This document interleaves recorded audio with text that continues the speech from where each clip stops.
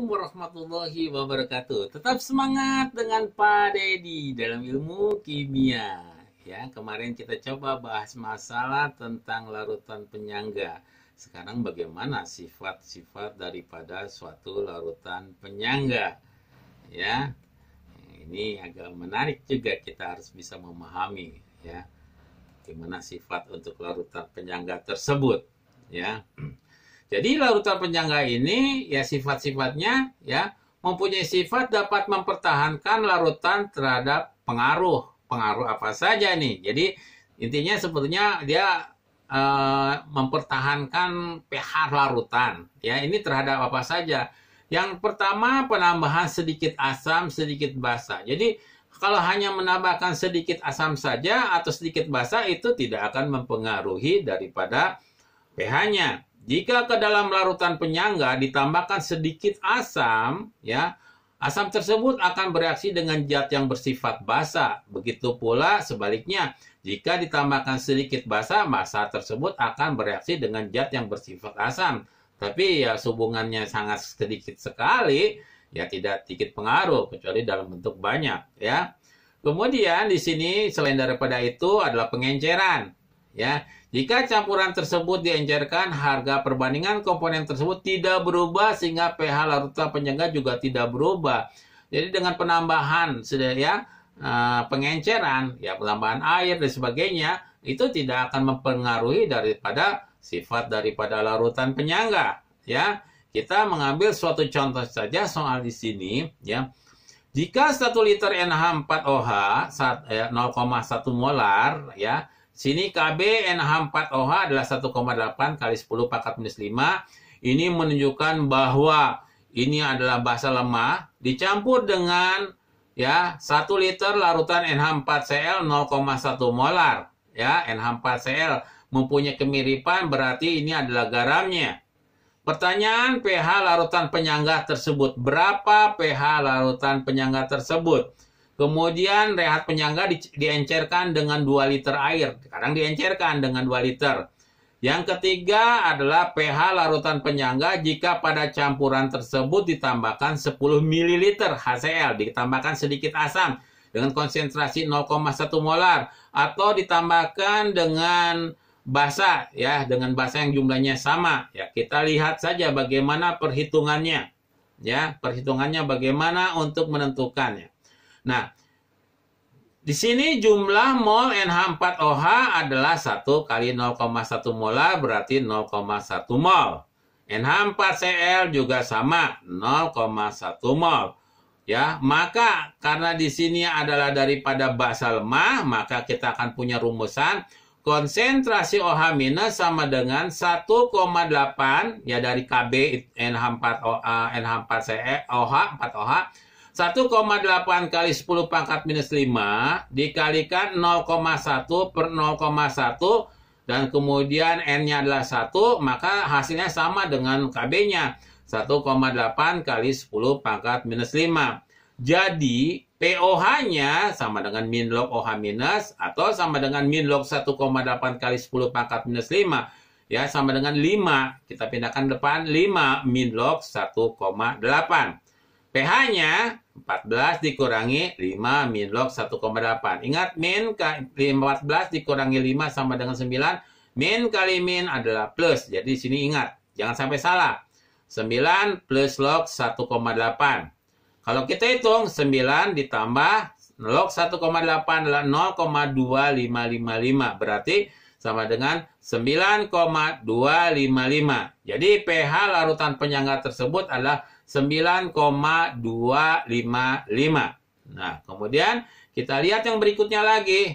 Ya, bagaimana kalau misalnya saja diencerkan. Setelah diencerkan dengan 2 liter, kan volumenya menjadi 4 liter nih. Ya, jadi kalau 4 liter itu tinggal NH4Cl kita tambahkan volume totalnya. Ya, setelah diencerkan dengan 2 liter, jadi volumenya menjadi 4 liter. Berarti keseluruhannya 4. Berarti sekarang 4 liter. Jadi 0,0025 molar. Begitu pula dengan NaOH-nya 0,0025 molar. Ya, kita lihat di sini OH minusnya 1,8 kali 10 pangkat minus 5 Nah, di sini 0,0025 molar, di sini 0,025 molar, ya habis di sini menghasilkan Kb-nya 1,8 10 pangkat minus 5 molar. Persis yang tadi Bapak jelaskan tadi, hasilnya sama kan? Jadi pengenceran tidak mempengaruhi daripada pH-nya, ya, karena volume asam akan sama volume garamnya adalah ya itu sama, ya. Jadi dapat menghilangkan satu dengan yang lain, ya. Kemudian kalau misalnya saja di sini kita lihat ya, pada campuran NH4OH dengan NH4Cl ya ditambahkan HCl. Kalau kita tambahkan dengan HCl sehingga NH4OH-nya akan bereaksi dengan HCl membentuk NH4Cl. Ya, NH4Cl. Bapak ulangi lagi. Pada campuran, ini kan ya NH4OH dengan NH4Cl ditambahkan itu kan HCl sebanyak NH ya, sehingga NH4OH akan bereaksi dengan HCl membentuk NH4Cl. Jadi akan membentuk garamnya lagi. Jumlah NH4OH adalah 1000 kali 0,1 molar sama dengan 100 milimol. NH4Cl adalah 1000 kali 0,1 molar sama dengan 100 milimol. Sedangkan jumlah milimol HCl-nya adalah 1 milimol 10 kali 0,1. Karena HCl yang digunakan adalah relatif sedikit. Ya, relatif sedikit. Nah, nah kita lihat mula-mula NH4OH-nya adalah 100 milimol. Ditambahkan dengan hasilnya 1, dihasilkan 100 milimol. Ini mula-mulanya, maka H2O-nya adalah 0. Kemudian direaksikan nih. Ya, terjadilah di sini 1 milimol. Tadi dihitungannya adalah 1 milimol. NH4OH-nya 1 milimol, HCl-nya 1 milimol, NH4-nya 1 milimol, H2O-nya 1 milimol karena perbandingan koefisiennya 1 seperti itu. Ya, maka hasilnya kan ini dikurangi nih. 100 milimol dikurangi 1 berarti 99 milimol. Ya, ini tinggal habis. Karena ya ini ada 100 milimol ya. Maka kita masukkan di sini OH minus 1,8 kali 10 pangkat minus 5 kalikan sisa basanya 99 milimol dibagi garamnya. Jadi garamnya nambah. Kalau basanya berkurang garamnya nambah ya, karena basanya akan bereaksi dengan asam membentuk garam. Jadi basanya ketarik dengan membentuk garam. Jadi basanya berkurang, asamnya bertambah. Maka perhitungan adalah 1,7644 kali 10 pangkat minus 5 molar. POH sama dengan min log, konsentrasi OH minus sama dengan log 1,7644 kali 10 pangkat minus 5 atau 5 min log 1,7644. pH-nya sama dengan 14 dikurangi 5 min log 17644. 14 dikurangi 5 sama dengan 9. Min plus log 1,7644. Maka ya pH-nya 9 ditambah 0,247 berarti 9,247. Tidak jauh berbeda. Ya, tidak jauh berbeda. Ya. Bagaimana dengan penambahan basa? Ya, pada penambahan basa, pada campuran NH4OH dengan NH4Cl, ya, ditambahkan NaOH sehingga NaOH akan bereaksi dengan NH4Cl, NH4OH bertambah dan NH4Cl berkurang. Sebaliknya di sini, ya, bertambah dan NH4Cl-nya berkurang. Jumlah NaOH 10 kali 0,1 sama dengan 1 milimol. Jadi di sini NH4Cl-nya 100 milimol, kemudian di sini 1 mol, ya. Di sini basanya 100 milimol, di sini kosong, maka yang sebelah kiri itu akan berkurang, 100 dikurangi 1 menjadi 99, sedangkan ini bertambah menjadi 101 milimol.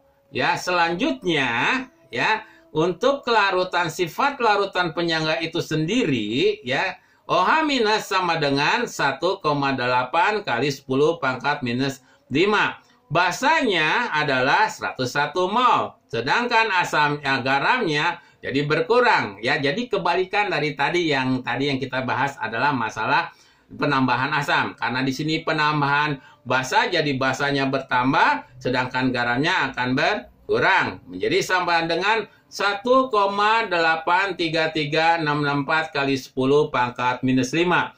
Kita ketahui bahwa pOH sama dengan min log konsentrasi OH minus. Berarti sama dengan min log 1,83664 kali 10 pangkat minus 5. Kita pindahkan ke depan menjadi 5 min log 1,83664.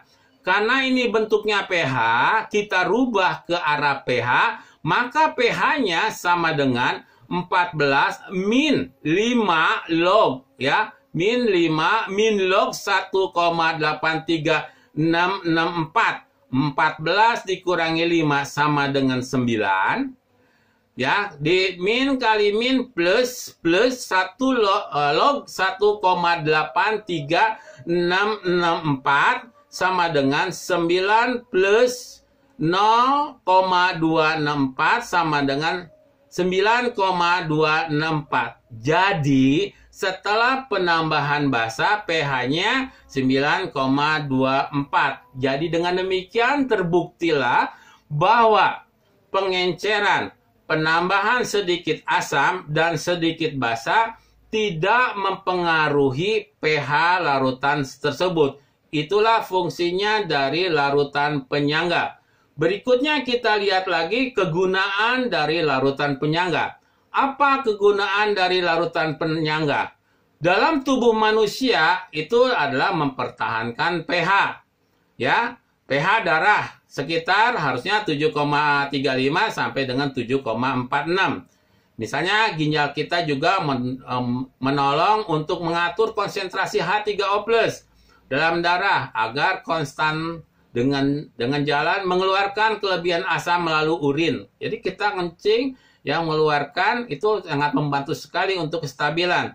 Sehingga pH urin dapat berada sekitar antara 4,8 7,0. Berarti di sini sifatnya adalah asam. Ya, ini Anda untuk mengingatkan kembali perbedaan antara buffer dan hidrolisis. Apabila hidrolisis ini habis bereaksi, sedangkan untuk larutan penyangga buffer adalah bersisa.